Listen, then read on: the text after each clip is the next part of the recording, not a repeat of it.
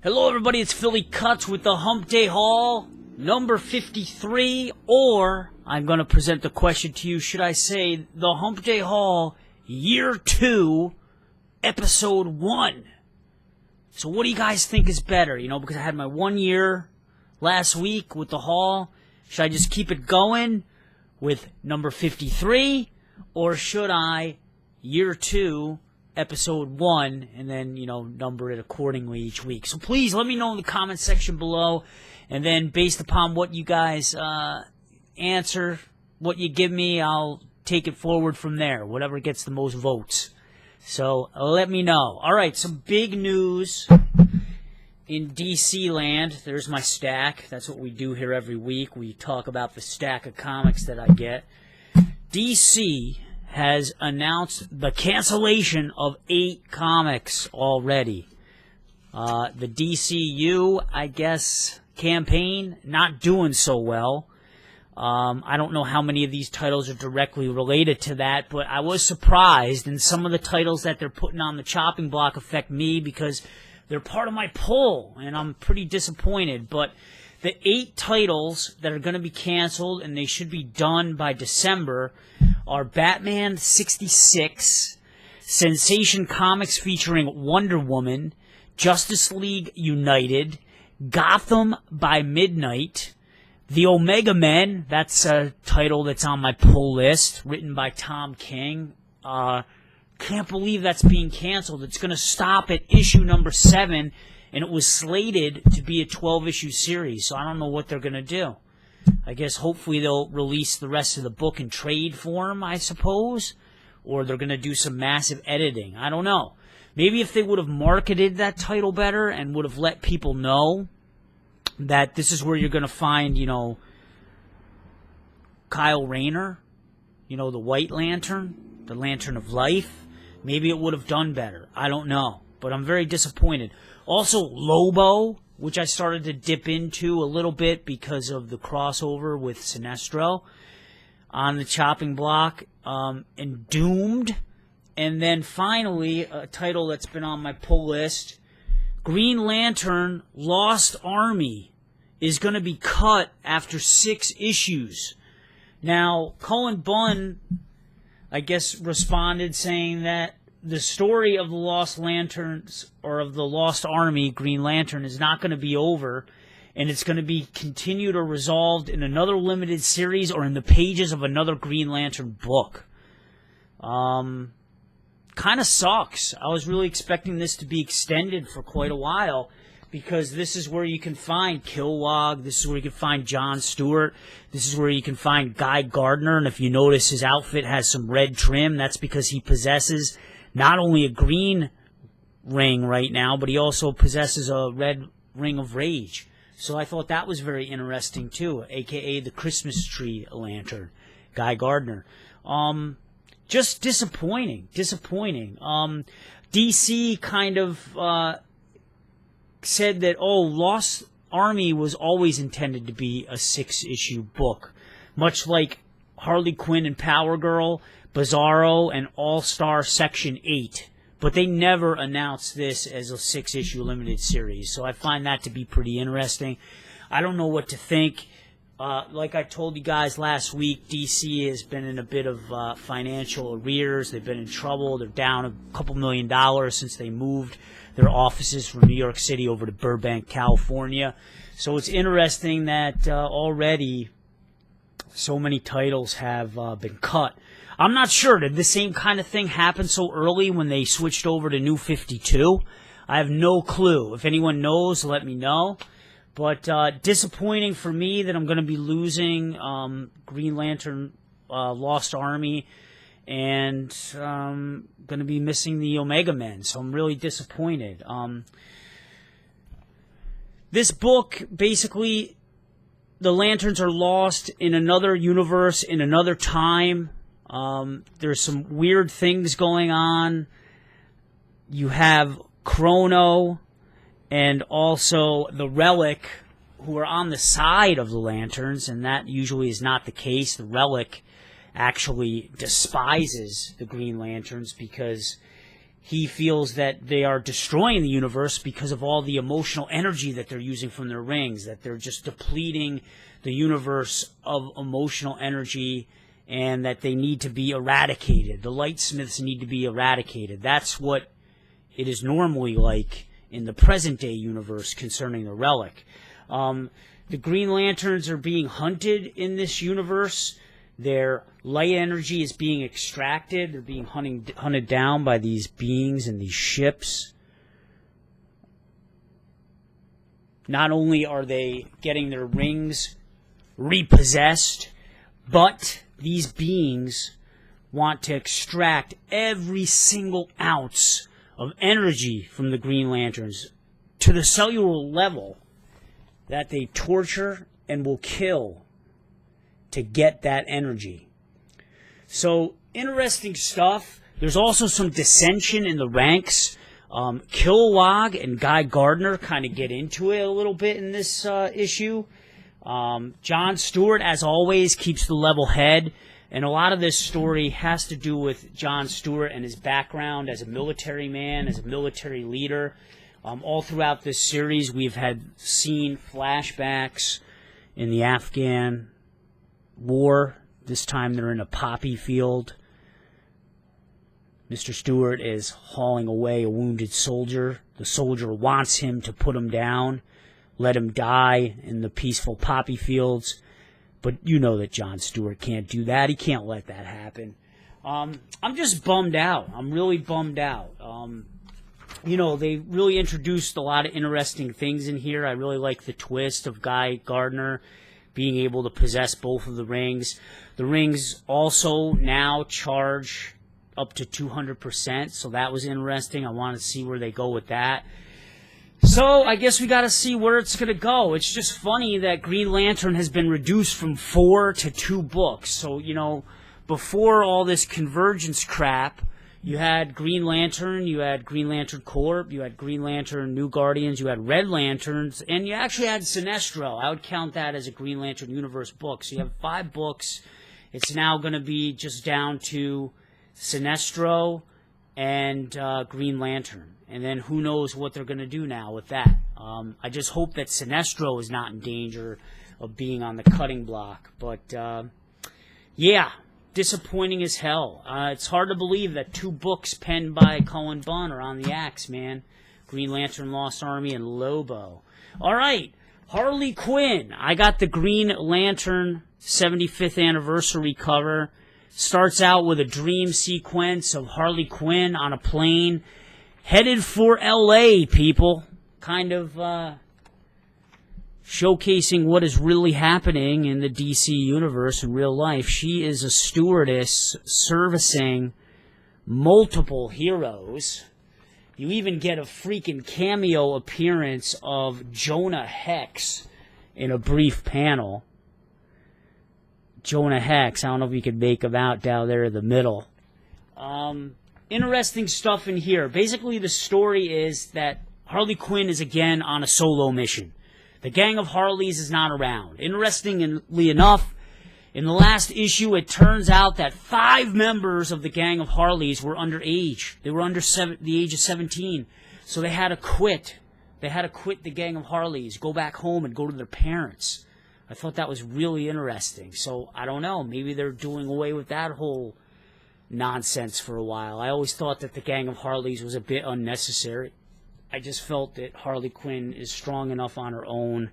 She doesn't need a gang of Spider-Verses, behind her. She just doesn't.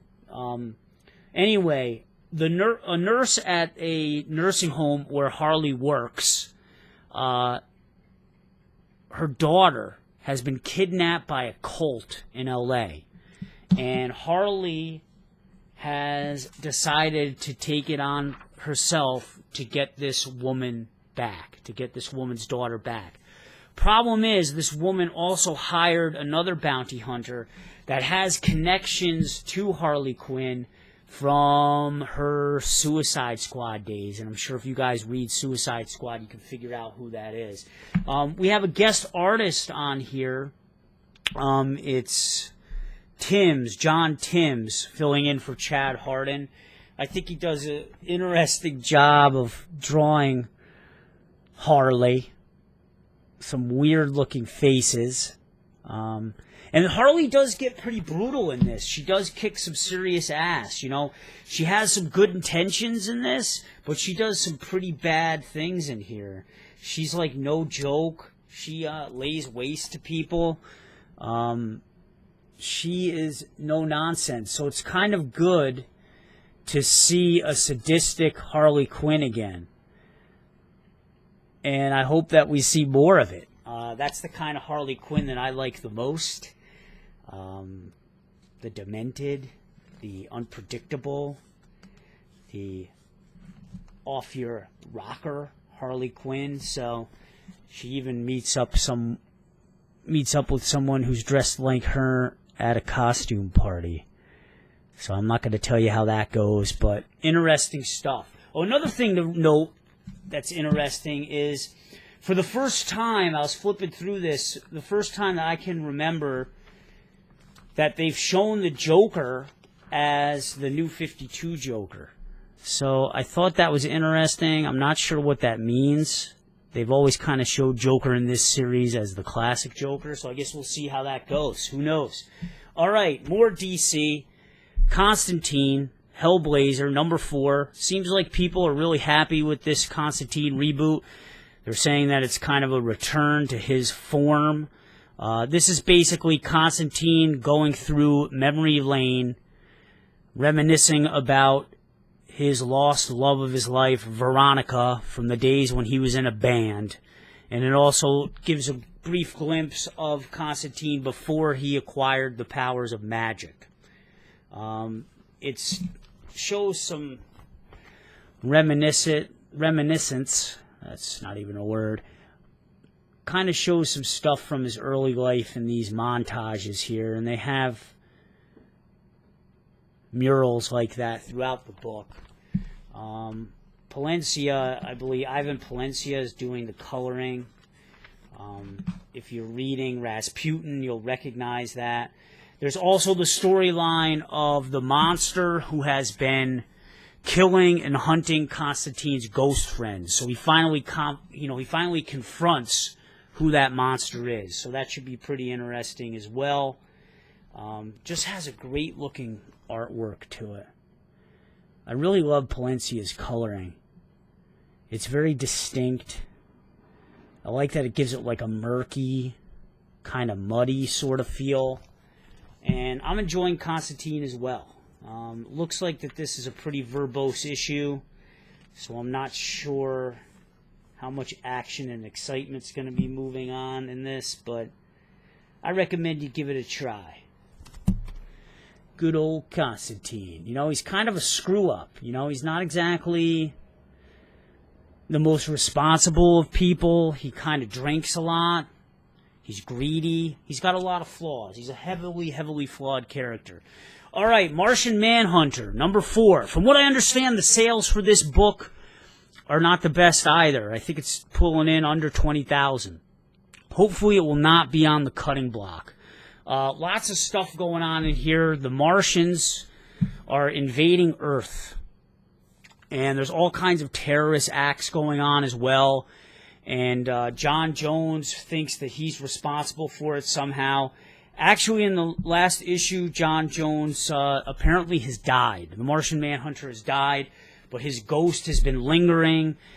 There's lots of cool characters in this. You have Mr. Biscuits, who is the strange Jiminy Cricket, freaky-looking character, going up against the Martian Man-Eater character.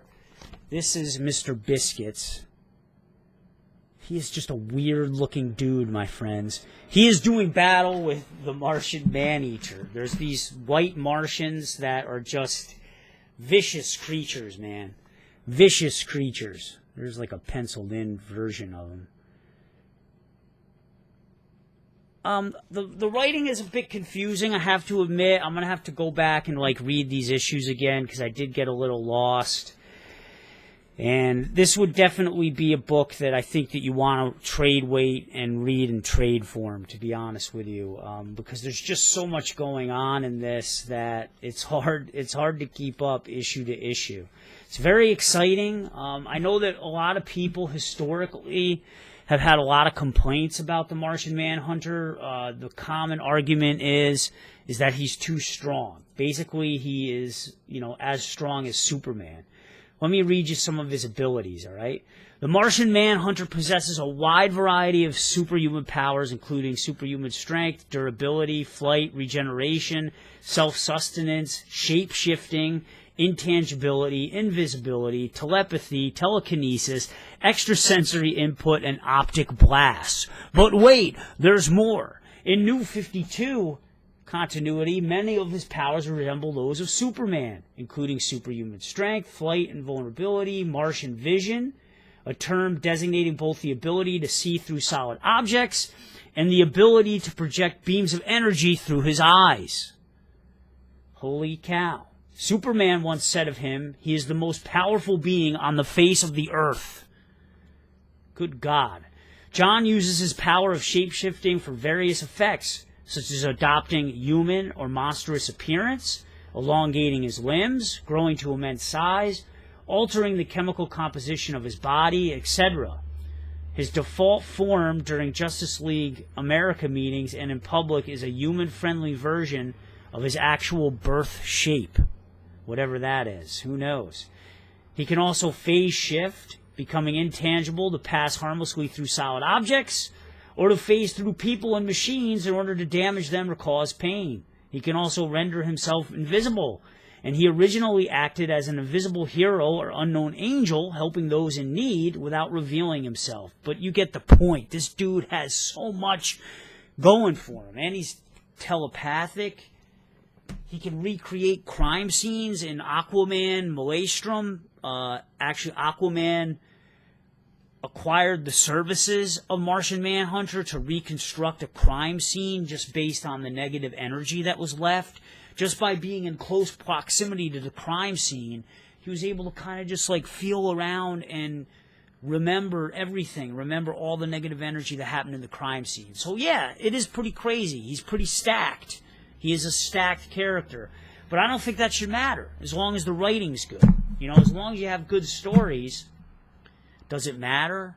I mean, do you really think that Superman is that bad? How much are you digging Superman now that his powers are greatly diminished? So think about that before you give shit to Martian Manhunter. And I'm hoping that, the book does well. I kind of like the underdog characters of the DC universe, such as Aquaman and certainly Martian Manhunter. All right, Marvel, I got a couple books. And basically my pull with Marvel books, because of all the stuff that they have going on with Secret Wars and whatnot, and all the reboots that they're doing, I'm basically buying books by Star Wars. That's it. Those are the only books that I've gotten. So I've gotten Star Wars number 9. You have this woman here on the front cover who is supposedly Han Solo's wife. And you're going to learn more in this issue what is going down with her. What is up with her? Apparently, her and Han Solo have made some deals. She's come back to collect. She wants to know, why the hell are you chilling with Princess Leia? What is going on, dude? Then you also have an interesting storyline in here with Luke Skywalker. He is searching for a Jedi temple to help complete his training. Now, his lightsaber gets stolen, and it is stolen by this guy. We're introduced to a new Hutt. Gracchus the Hutt. And if you look carefully, he has mechanical legs. He walks like a spider. He's actually pretty agile. He's a lot more agile than Jabba. He can actually, pack a punch and fight. He looks pretty strong, man. He looks like a buff Jabba the Hutt. I mean, look at that freaking arm, folks. That's getting ready for the Mr. Olympia. Even though Kai Green is not going to be in the Mr. Olympia. What the fuck? Anyway, probably people have no idea what I'm talking about. But this Hutt is a collector. He is a collector of things. And he has this item called the Jedi Holocron. But it needs someone with Jedi skills to open it. And I guess he's learned about Luke Skywalker and has learned about some of the powers that he has, and he stole his lightsaber to get him to come on down and open up this holocron. So it'll be interesting to see how that goes. I'm loving the Star Wars books, man. I mean, I think that Marvel is really hitting it on the head. Disney, Marvel, they're doing a great job. Jason Aaron, the writer of this series, is doing a great job. Stuart Ammonian, I think, is the new artist right now of this book, or the guest artist. And I think he's hitting it right out of the park as well. I mean, the likenesses of the characters. I mean, I really feel like I'm looking at Mark Hamill when I read this book, man. You know, pre-accident Mark Hamill. If you didn't know, in between Empire Strikes Back and Return of the Jedi, Hamill got in a pretty bad car accident. Kind of messed up his looks there. Anyway, another great Star Wars book. This is the penultimate issue. Issue number 4 of 5, Lando. There he is in holographic form. This is a bounty hunter that has been hired by the Emperor Palpatine because Lando stole his ship, which has a boatload of Sith artifacts on it. Special Sith artifacts. You're going to learn about those artifacts in this book. The name of this bounty hunter is, let me check my notes here, Chanath Cha. And he's out to do business, folks. Lando may be in trouble yet again. Good thing he has the backing of these 2 android cybercats who are pretty nasty, who actually took care of a couple of the Emperor's guards in last issue. I mean, this is a great book, man. I like everything about this book. I cannot believe the likeness that Alex Maleev has with Billy D. Williams, a.k.a. Lando Calrissian. It is just striking. I like that the book is kind of dark, you know, because you're dealing with the Emperor and Sith stuff. I think it fits. I really do. I think that the writing is spot on. I think that, you know, Lando is a scoundrel. There's panels in here where they're talking about, the Ugarnot is talking about, you know, what these Sith artifacts mean and their powers. And Lando Calrissian is just like, yeah, I don't really care about any of that shit. How much is it worth, you know? He's kind of like fearless in a way. Maybe because he's ignorant, you know? Maybe because he doesn't believe in the whole Jedi Sith business. But I can't wait to learn more about this bounty hunter. You know, we have he looks like Master Chief a little bit. You know, we always have Boba Fett stories. So it's nice to be introduced to new characters in this Star Wars universe. And I'm going to keep buying them. They're going to be coming out with a Chewbacca limited series next time, too. I think a 5-issue series, and I'll probably be hitting on that. Yeah, that's where my Marvel dollars are going right now. I'll probably start buying Spider-Woman again when that starts up. And I'm debating whether or not to go back to Spider-Man, because I kind of feel like the way they write Spider-Man, he's such a prick, man. I don't know, he's just such a cocky, arrogant prick. I don't know, I'm having a rough time with it. All right, I got one book from Dark Horse because my shop was out of BPRD number 135. So I was unable to get BPRD number 135. I'm going to have to go to my backup comic book store. I normally go to Earthworld Comics in Albany, New York on Wednesday on the day of my hauls. Every once in a while they sell out of a book, or they don't get enough books in, or I forget to put a book on my pull list, and I get in the position that I'm in now. So I go to my backup comic book store, which is in Colony, New York. It's called Zombie Planet. And Zombie Planet actually doesn't specialize specifically in comics. They're actually more into like RPG and miniature figure painting and all that stuff. But they usually have the books that I need. All right, Death Head Number 3, eerie cover. This poor little boy is being haunted. The whole Burton family is being haunted. They were on a hike one day, the mother and the father. They come across this old abandoned town, and they are terrorized by a killer. They escape, and they take from that encounter a mask, the Death Head mask. And the mask is possessed. It's haunted. The little boy, I'll get you a better picture, but the little boy actually has had access to the mask. You see he's putting it in his backpack. He's been having terrible visions. Terrible, terrible visions. There's his daughter holding it as well. The mask makes you psychotic, man. You start having hallucinations. You start seeing bad stuff. It's an interesting book.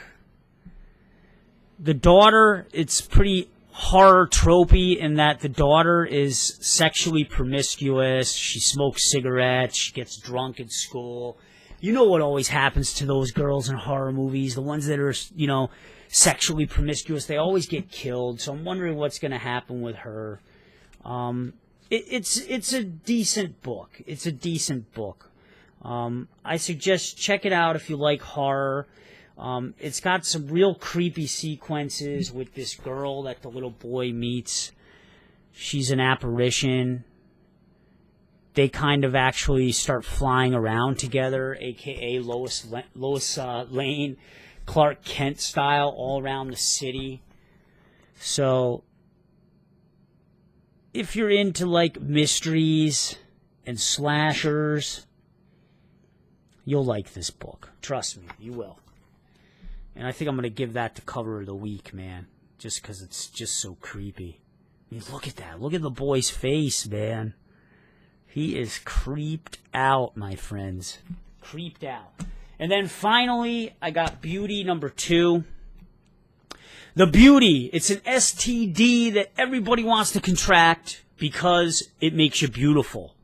Now, one of the detectives who's on the case, Detective Foster, he's actually the head of the Beauty Special Crimes Division. He accidentally contracts the disease. And it kind of goes through the whole psychology of him knowing that he has this disease. And it's a good kind of X-File-y mystery. Beauty by Image Comics. Surprisingly, I only have one Image comic this week on the poll, which is a big surprise. There's not really any action, really, that goes on in this. I mean, I'm looking through this, and it is just dialogue after dialogue.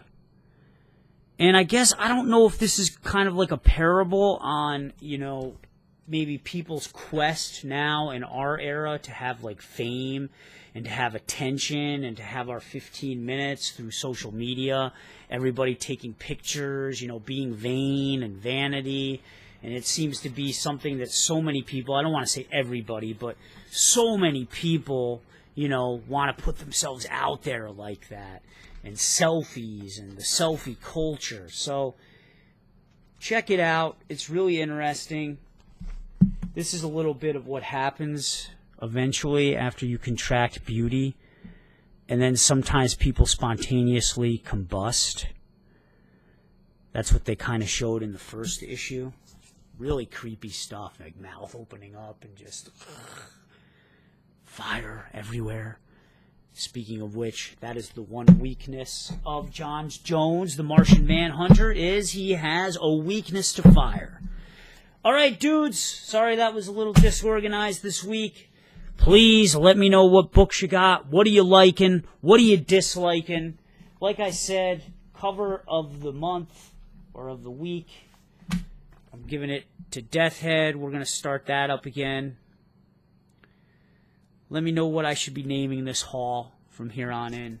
And I'll be answering your comments from the last video either tonight or tomorrow. Alright, dudes? Peace. I hope you had a great haul. And I hope your books weren't on the list of DC. Alright, guys. Peace. Have a nice week.